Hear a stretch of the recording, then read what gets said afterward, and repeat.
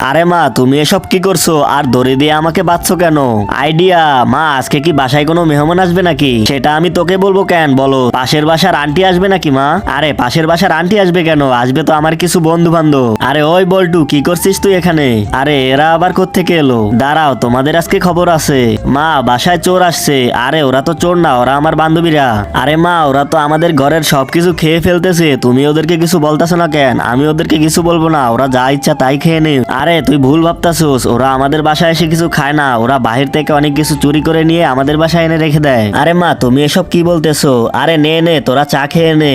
তো বন্ধুরা, তারপর কি হলো সেটি দেখার আগে তুমি বলো, তুমি কি আল্লাহর ঘরকে ভালোবাসো নাকি মন্দিরকে ভালোবাসো? যদি তুমি আল্লাহর এই ঘরকে ভালোবেসে থাকো তাহলে এই ভিডিওতে একটা লাইক দিয়ে চ্যানেলটি সাবস্ক্রাইব করে দাও আর কমেন্টে লিখে দিও আই লাভ ইউ আল্লাহ।